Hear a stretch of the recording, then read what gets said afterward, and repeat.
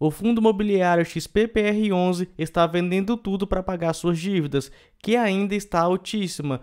Por outro lado, atualmente ele está sendo negociado com 68% de desconto frente ao seu valor patrimonial. E aí, será que temos uma cilada ou uma excelente oportunidade? Neste vídeo, eu vou levantar os pontos mais recentes e mais relevantes do fundo imobiliário para a gente ver se ele está valendo a pena. Então, se você gosta desse tipo de conteúdo, já o convido, se inscreva aqui no canal e ative o sininho para você não perder mais nenhum vídeo como esse. Vamos lá então, direto ao ponto. Atualmente, o fundo imobiliário está com dividend yield de 10,54%. Considerando que é um fundo imobiliário de tijolo mais focado no segmento de lajes corporativas, cara, esse dividend yield é excelente, mas não é porque ele está pagando altos dividendos, e sim porque no último ano ele caiu bastante. Veja, ó, nos últimos 12 meses ele caiu mais de 52%, então vamos ficar muito atento a esse fundo imobiliário se você quiser investir nele. Veja que um ano atrás as suas cotas custavam aproximadamente R$ 50 e atualmente estão sendo negociadas na faixa de R$ 22.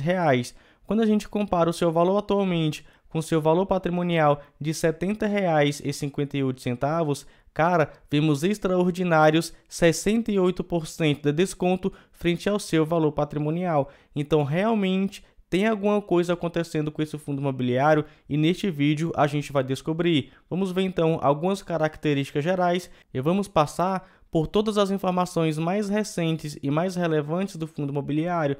Veja que ele teve seu início em dezembro de 2019, então é relativamente novo aí no mercado. O seu foco de atuação é lajes corporativas, mas também de educação e de hospitais. O fundo é gerido pela XP e administrado pela Vortex, que cobram as seguintes taxas. Temos aqui uma taxa de administração que varia de 0,95% ao ano a 0,75% ao ano em regra de cascata, conforme o regulamento do fundo.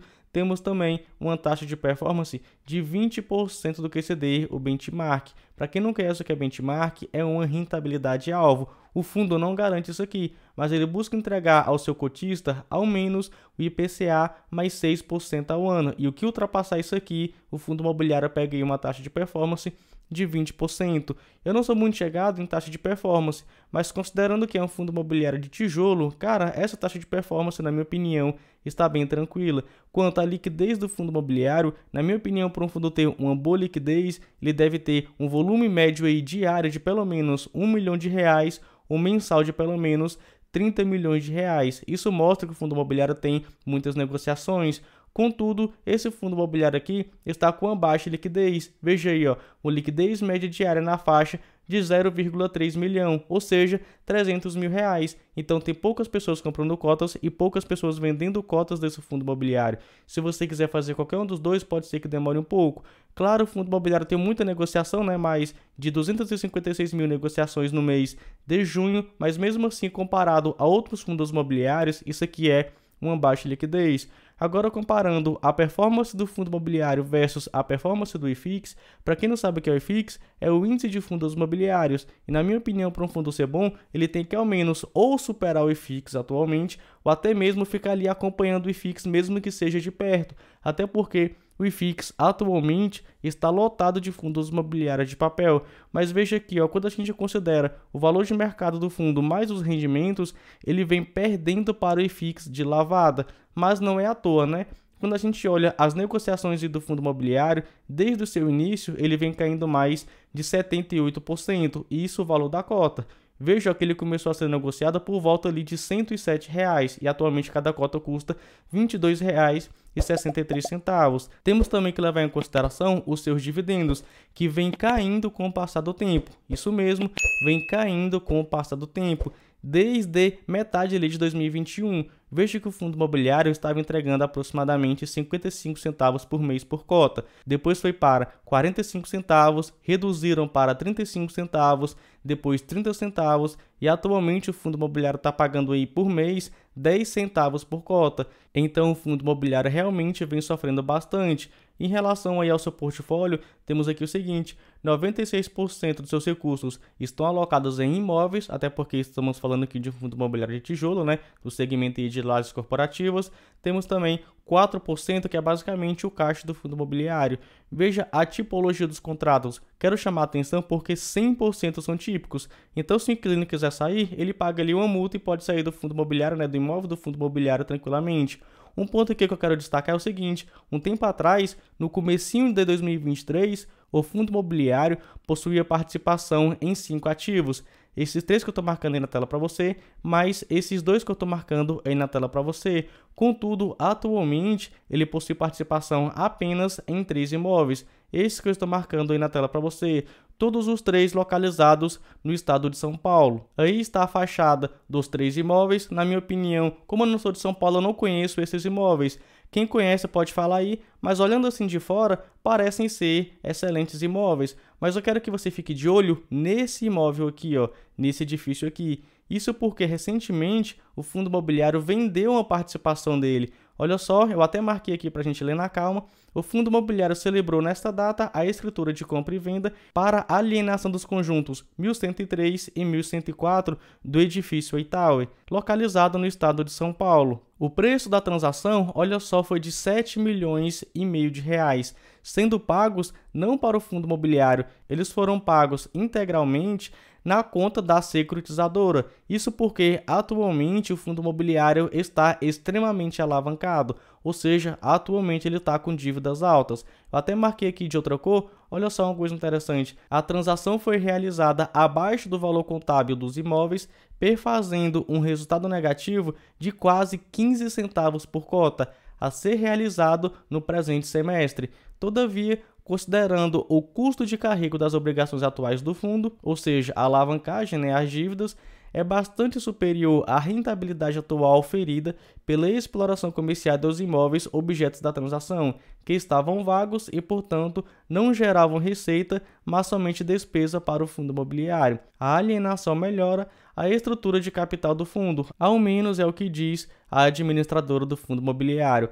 A vacância física do fundo imobiliário então sairá de 47% para 46%, mas não foi porque o fundo imobiliário alugou os imóveis, e sim porque ele vendeu parte dos ativos que estavam vagos. Vamos ver aqui então alguns dados em relação aos inquilinos, em relação aos contratos, porque isso, na minha opinião, é bem importante. O fundo imobiliário atualmente possui 14 inquilinos, então ele possui 14 inquilinos naqueles 3 imóveis que ele possui participação. Sendo a participação na receita do fundo imobiliário, 20% vem da Shopee, 13% da Merck, 10% da Uber, 12% da Cielo, 8% da HP, temos aqui também 6% da Netflix e 31% nos outros inquilinos. Na minha opinião, é uma boa diversificação de inquilinos, também é uma boa diversificação de setores. Vejamos aí, ó, 20% comércio eletrônico, 17% serviços financeiros, 18% tecnologia, 17% industrial. Na minha opinião, isso aqui está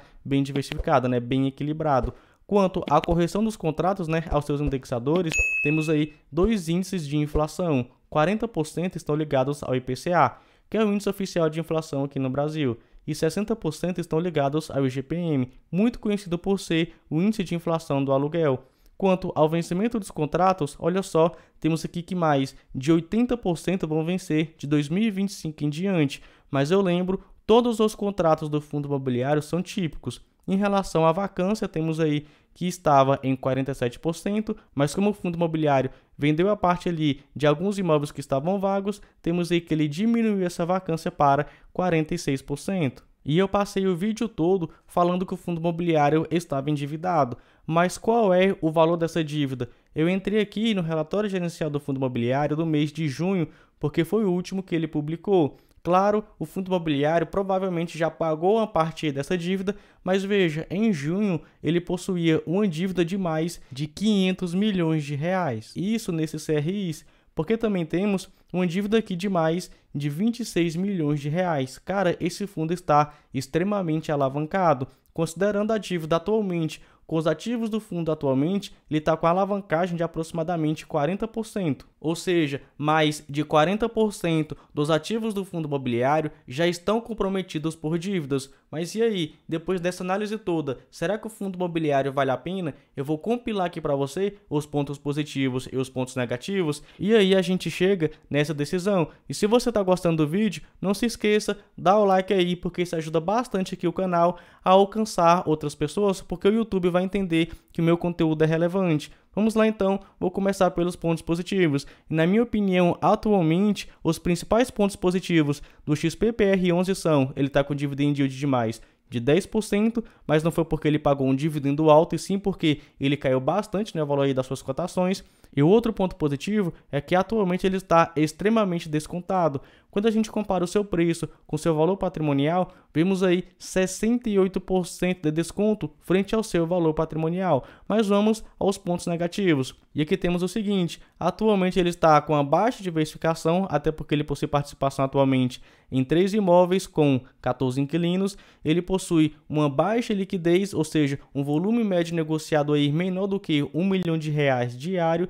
Ele não vem superando o IFIX, pelo contrário, ele vem perdendo feio para o IFIX, mas não à toa, né? A cotação dele caiu mais de 60% desde o seu início, e os dividendos também dele caíram bastante, que é outro ponto negativo, né? No decorrer do tempo, desde 2021, ele vem reduzindo o valor dos seus dividendos. Saíram de 55 centavos por mês por cota para os atuais 10 centavos por mês por cota. Outro ponto negativo é a sua alavancagem. Atualmente ele está com alavancagem de pouco mais de 40%. Na minha opinião, é uma dívida extremamente alta. Só para te deixar o número, na minha opinião, uma alavancagem saudável é até 20%. Acima de 20%, na minha opinião, o fundo imobiliário já está bem endividado. E veja, tem mais do dobro, né? Mais de 40% do patrimônio do fundo comprometido. Na verdade, dos ativos do fundo imobiliário comprometidos. Outro ponto negativo é que 100% dos contratos são típicos. Outro ponto negativo é a vacância. Vejamos aí que o fundo imobiliário realmente está sofrendo bastante, né? Com uma vacância de mais de 40%. Cara, é uma vacância realmente muito alta. Isso já mostra que o setor de lajes corporativas vem enfrentando diversas dificuldades, e esse fundo imobiliário não escapou. Então, quando eu compilo aqui para você os pontos positivos e negativos, lembrando, eu vou dar a minha opinião, mas de forma alguma é recomendação de investimento. Quando eu levanto isso aqui, na minha opinião, o XPPR11 não vale a pena. Na minha opinião, o custo-benefício acaba não compensando. Pode ser que ele suba aí mais de 10, 20, 30, 40%, pode sim, tem essa possibilidade, se ele conseguir diminuir essa vacância de 46%. Mas eu sou um cara mais conservador, então eu não arriscaria de investir no XPPR11 hoje. Bem, é isso. Espero que tenham gostado. Se gostou, não se esqueça, se inscreva aqui no canal e ative o sininho para você não perder mais nenhum vídeo como esse, e nos vemos no próximo.